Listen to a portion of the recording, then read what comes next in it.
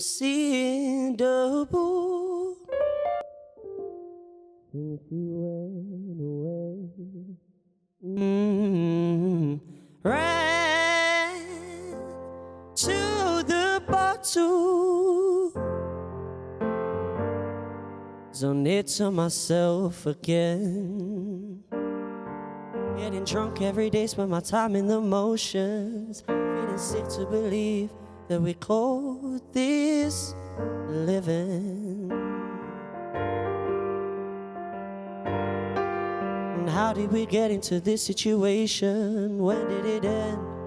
We were just beginning. All of me is wasted, wasted without you. I can still taste you on my tongue. No, and I know, and I know, and I know now I'm sober. And I know, and I know, and I know now I'm older. And I know, and I know, and I know now it's over. Caught under a roof of this place that we built. Oh, getting drunk every day, spend my time in the motions. Tell me, why does the world keep spinning? And how did we get into this situation? And why the hell did my phone stop ringing? All of me is wasted, wasted without you. I can still taste you on my tongue.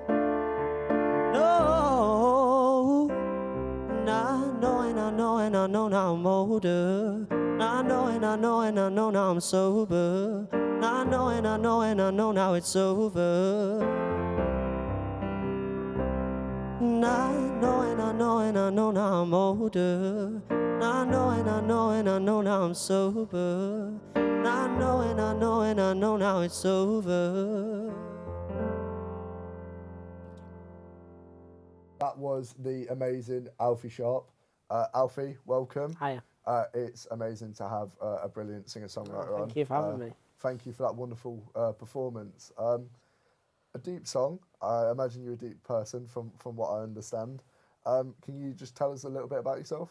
Yeah, I grew up here in Nottingham, in quite a musical family. Not musical in terms of the fact that everyone played an instrument, but like Christmas, birthdays, everybody be around a piano singing. So yeah, my love for music stemmed from them really. My dad bought me my first piano at the age of 5, and I've sort of not wanted to do anything else since. So yeah, here I am. Thankfully as well. We're really glad to have you. Thank you. So talk us through the creative process. My creative process, it's different with everything that I do basically, because I write for myself, I write for other artists. So each experience is different, especially with my own music, because I write about my personal life. It's a bit of a different experience, and it usually starts at the piano, really, in my studio at home. So that's where I write most of my songs. So because all of your songs reflect a personal experience, and today we're talking about mental health and musicians, would you say that you talk about more positive or negative experiences that you've had? Bit of both, to be honest. Any experience that evokes an emotion is obviously important for me, and it gives me fire to write about something, you know. So if something's ticked me off, it's a lot easier to write about. Like with Wasted that I've just performed, that was off the back of like a really toxic relationship with somebody. Is there a certain emotion that you like to reflect and enjoy reflecting at the most? Like I said, I think anything that's evoked an emotion, whether it be negative or positive, is a lot easier to write about than just going in and. For me, this is like as me as an artist. I mean, everyone finds it different, but for me, it's a lot easier to find a song and to write a song when I've been through it. You know. Yeah. So you talk about having a lot of like passion behind your music. Everything is quite emotionally driven. So would you say like the whole writing process, the whole putting it to shape, producing, would you say it's quite relaxing for you? I mean, I love it. It's it's more than just a hobby for me. So going into a studio and being able to lay down a song that I've wrote about a really like personal experience and being able to do it justice is important for me. So in terms of it being relaxing, it can be really stressful actually, trying to get it right. I mean, at the minute I'm just recording my next album, and getting this one thing right is really important to me because my next body of work is like really, really personal. So doing it justice is like really important. So it can be really stressful actually, to be honest. Yeah. I mean, you spoke a lot about obviously like stressful and stuff.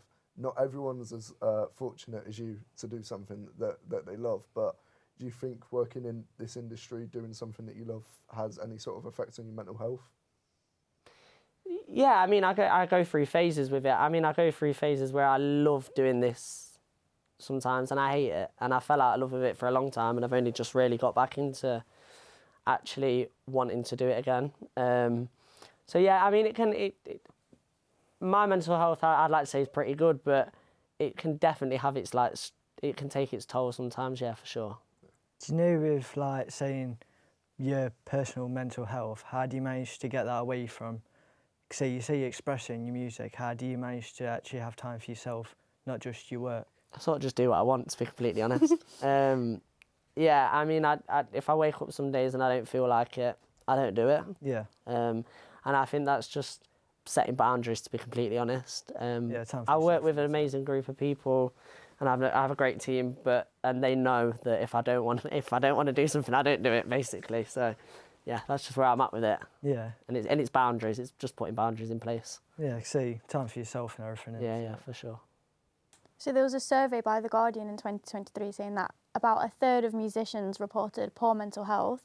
Would you say, so I'm guessing you surround yourself with other like musical talents in like your circle, would you say that's relatable to you and to your peers? I've definitely seen it with my peers, and even with like, I know she won't mind me saying, even with my management, like my manager, she's been through phases. She was an artist herself for 10 years. And I think it definitely took its toll on her because she had a burnout. I think I went for a burnout back in 2022 when I'd just been dropped by a record label. So I've definitely seen it around me. But luckily it's not got to the stage where I want to absolutely jack it in yet. So I think we're doing all right. And we're grateful for that. You're really, really talented. And would you say that the ups and downs of having a career in music, like you said, being dropped by a music label, does that take a toll on you as well? Yeah, and I think it's going to, because it's like I say, it's more than a hobby. So it's like, it is my life. And I love it that much that, yeah, I don't really ever want to give it up, and I don't ever want to be put in a position where I feel like I've got to. So prioritising my mental health, like I say, putting in boundaries is a massive thing, and I think everybody should do it. Yeah. No. I mean, obviously you spoke a lot about being released from your record label. I mean, for a lot of people that would have had a massive negative impacts on their mental health. Obviously, you seem to be doing really well at the minute. I'm so glad that I'm still not in that deal. It was a strange 3 years. I was 17 when I signed to the label. And it was just a lot of gatekeeping from their side. I couldn't really release any music. They had an idea of what they wanted me to be, kind of thing. So I've got a lot more freedom now as an independent artist, which I think is amazing. Especially, I mean, talking about mental health, not having ties is it's good for me. And I'm just loving it. I'm just loving being like, having my creative freedom and being able to do what I want to do, which is... Yeah. So you spoke about being released from your label back in, was it 2022? Sorry. Yeah. So obviously that could have had a really big impact negatively on your mental health. Obviously you're here now, you're thriving, you're producing wonderful music, but kind of how did you get through that? Because lesser people would have crumbled, I guess. Yeah, I think my mental health has been more of a negative space being actually in that, tied in that. I mean, I was young, I was 17 when I first signed. And I didn't really know what I was doing, to be completely honest with you. So there was a lot of gatekeeping from the label to not release music and like putting me in sessions that I didn't want to be in. And I was away from home a lot, so it was quite a lot. So actually not being in that now is great. It's given me a lot more freedom to do what I want to do. And I don't have any ties to anybody, really. Yeah. I mean, I've got a great internal team, but apart from that, it's me, myself and I, and it's great. Sounds it, yeah. Yeah. So then you talked about a lot being like tied down, so you felt quite restricted from what I understand. Would you say that there was any support regarding your mental health when in a record label? And if there wasn't, was there anything else you could turn to? I think that's a great question, actually, really great question. There is not enough support for young artists especially who are signing into these big major record label deals. Myself, I can talk from personal experience that I didn't really have any backup from the label whatsoever. Luckily, I've got an amazing manager. She was my rock through all of that and made sure that I stayed sane. But in terms of actual looking after artists, especially when they're in development as well and they're so young, as like I was 17, no, I think there's absolutely no support whatsoever. So something definitely needs to be done about that. So would you say that you wish that people told you what you were getting yourself into at such a young age? Looking back now, it was like 3 years of development for me, a really expensive development that was paid for. It was great, but in terms of like the mental health aspect of stuff and just no communication, it was rubbish. No, it was crap. Would you, if you had signed that deal now, would you have seen it going differently? Like, for you as an artist, I mean, you're in a very different position because of that. If obviously we're going to assume that you're in the same position now without having signed that and you're going on to sign it now, how would you have seen that going? Do you reckon it would have been positive for you now, or would you just prefer to stay independent? I don't think I'd change anything because it gave me... like I say, it gave me like 3 years of development and access to a lot of resources that I probably wouldn't have had at that time if I hadn't of. Yeah, things would probably be different now, but I don't think I'd change it at all. And I'm really enjoying the space that I'm in as a result of what I went through. So I wouldn't change anything. No. So speaking about like your time leaving, how would you see from there to now? And then following like the next year or so, how do you see yourself growing, like in the music industry? I'm going to release some more music. Got to hopefully go on tour this summer, do some shows, and just completely wing it. Yeah. I think that's what I've done for the last however many years. So I think I'm just going to carry on doing that. I've obviously got personal goals and goals within music and what I want to do, but I'm just going to win it, yeah. That's where I'm at. YOLO. Yeah. But no, and then when you go on tour, is there any like pressure on you Yeah, towards yourself and then from like outside? To perform, to stay healthy, to do a good job of pleasing my audience, selling tickets. Like of course there's stress. There's always going to be stress with something like that, and especially even just like organising a tour. But yeah, I'm looking forward to the summer and what this year will bring. Cool. Thank you very much. It's been a pleasure having you. No, thank you. We've enjoyed your performance and your answering of our questions. Just for viewers at home, where can we find you before we disappear? All social medias, ALFIE SHARP. Literally sort like that, not where the backwards are. And Spotify, Apple Music, Amazon, whatever you choose to stream your music on. Cool. Thank you very much. Well, we look you. forward to seeing what you have next. And Thank you. yeah, thanks for being here. Thank you. Go.